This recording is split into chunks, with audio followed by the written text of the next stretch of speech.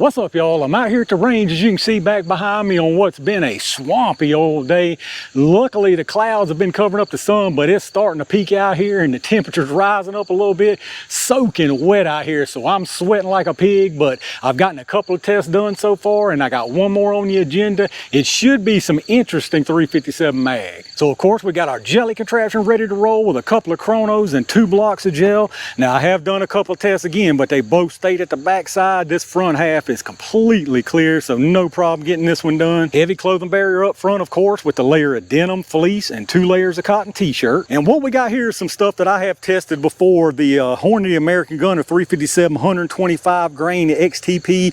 But Dimitri actually sent some of this to me a while back with some 10 mil, and I never have tested it. I was trying to figure out a good way to test it, you know, do some kind of comparison. So this is the 125 grain XTP load. This is 1500 feet per second. Now both of these are gotten from 8-inch barrels, so there's no way we're going to see that. I figured what I would do, I've tested both of these before in like 3-inch and 4-inch, so I figured there was really no sense in testing those barrel lengths again. I figured I'd go to a small one for like a carry option, and we'll compare this with the critical defense. So we've got the critical defense 357 mag, again 125 grain, but this is the FTX projectile, obviously with that insert. Same exact velocity though, and again both of these are saying 8-inch test barrels. Here's a look at your cartridges, both of them brass case. Now XTP, that one's on the right there, and then your FTX obviously on the left with that filling in it, and they are different. Now I've had people say, oh, the XTP is just a crit defense without the insert. That's definitely not true. I'm sure they're probably similar,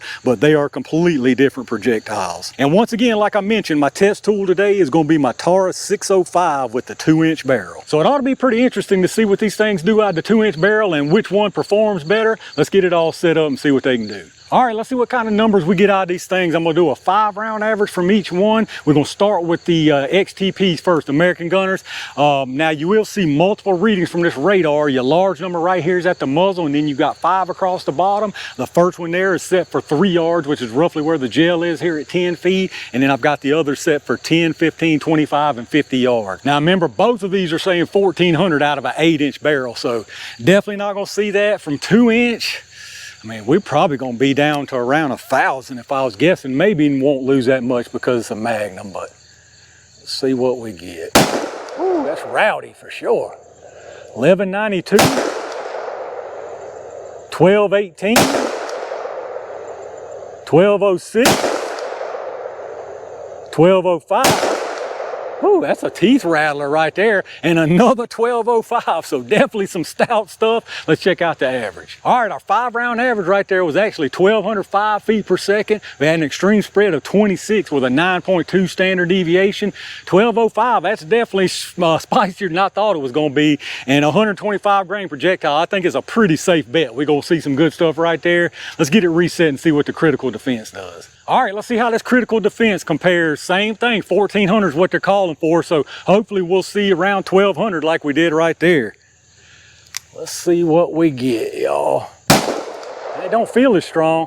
1190, not far off, but not as 1251.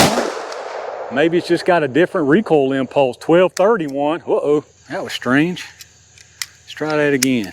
Was that me just being a derp and not spinning it the right way? There we go, it's probably me. Whew, my hands are sweaty. 1231.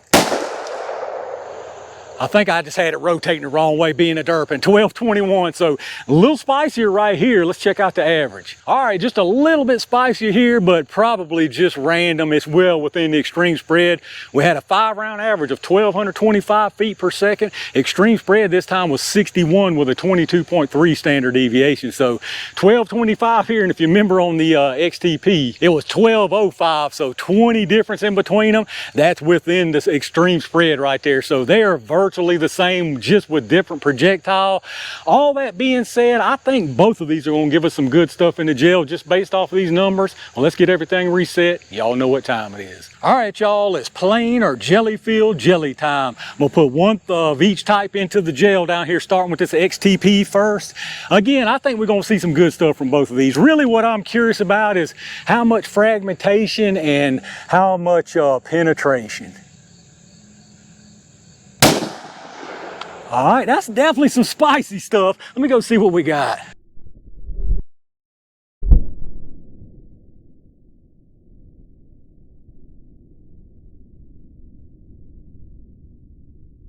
All right, y'all, that's some good looking stuff right there. I figured it would be really nice penetration right there too. So let's see what this critical defense does. I bet it's gonna do about the same.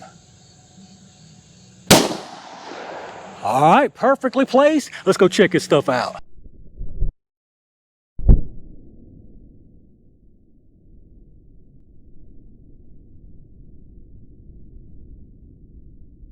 All right, let's check out what we got down here, y'all. Another test where we got some really nice performance from both rounds, in my opinion. Very, very nice looking stuff right here. On the top, of course, that was the XTP. On the bottom, that's the critical defense with the FTX. So we'll start up here. This one comes in very, very nice energy transfer. Really nice disruption and a long line of energy transfer and disruption right there. Very, very nice to see. Keeps on trucking, goes into this second block, probably a good 3 to 4 inches. And now it's turned around backwards. That probably happened at the junction right here because you still got some very nice expansion, it looks like. And then of course up under that, that's the critical defense. Once again, really, really nice transfer of energy here. Very nice disruption, immediate expansion. Keeps on trucking through this gel. Now this one didn't go as far, probably just the way it's designed, the critical defense versus this American Gunner XTP. It looks like it comes about 1.5 inches to 2 inches short of the end of this first block, and again, really nice expansion from what I can tell. Now as far as the distance with these right here, the one on the top, the XTP, that one's out to 19.25 inches, so I personally think that right there is absolute perfection. And then down below that, the critical defense, that one's at 14.25, so once again, very nice there too. Both of these, some really, really nice performance. And I just realized, I think I forgot to give y'all a close-up, so here's your close-up at them. Again, XTP on top, FTX critical defense on the bottom, but you can see there, incredibly nice from both of these. That's where I pulled the FTX, obviously. Keep on going, and then that's where I pulled the XTP. From the top here, pretty much the same story, a little bit tricky because of this glare, but you can see there, both of them did a fantastic job. All right, let's take a look at these projectiles. Really, really nice stuff here as well. This one is the XTP. This one is the critical defense with the FTX. Very, very nice expansion. You can see now the critical defense is noticeably more expansion. So was that the insert? I mean, I guess it had to be, or it just could be the overall design of this FTX, because like I said, it is completely different. You can see there though, no doubt about it. Even look at the exposed base there. Easy to see, I mean, in the size. I mean, very obvious that critical defense has got a bigger ending size on it. But that being said, both of these 125 grain 357 mag, that's plenty for me right there either way. So I still think both of these did a great job. But let's get to numbers and see if we lost anything. We probably did lose a little just looking at them.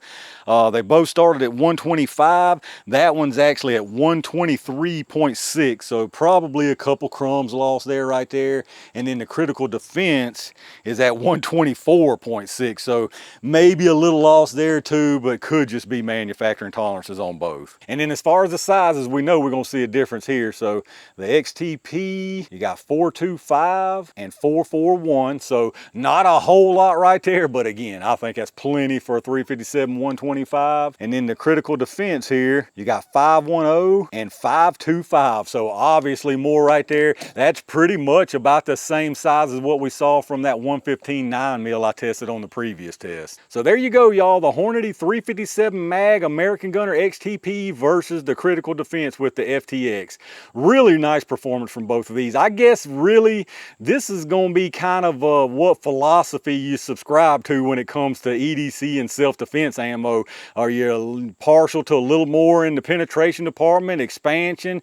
It's just going to be kind of a choice right here for sure. Either way though, like I say, I think both of these did a fantastic job, and I would have absolutely no problem having either one of them loaded up. All right, y'all, I think that's another double successful 357 Magnum test in the books. I tell you what, part of the reason I decided to try this whole new double location format deal with my videos, because that humidity was miserable out there at the range, but it ain't no better out here. Unfortunately, I'm sweating like a pig out here, but luckily I don't have too much left to do. Once again, I think both of these did a fantastic job. I personally would have no problem with either one of these loaded up if I was a .357 mag carrier, especially from a 2-inch barrel. Both of this was from a 2-inch barrel, so that's some really good performance if you ask me. But let me know what y'all think down in the comments. Those of y'all who carry 357 mag, what length barrel do you carry? Do you EDC 357 mag? If it's a 2-inch, what do you carry in it? What do you think about the performance here? And if you had to call a winner out of these, or which one would you prefer carrying, I guess I should say. A quick reminder again, if you're doing any kind of shopping, check out those affiliate links I've got in the video description.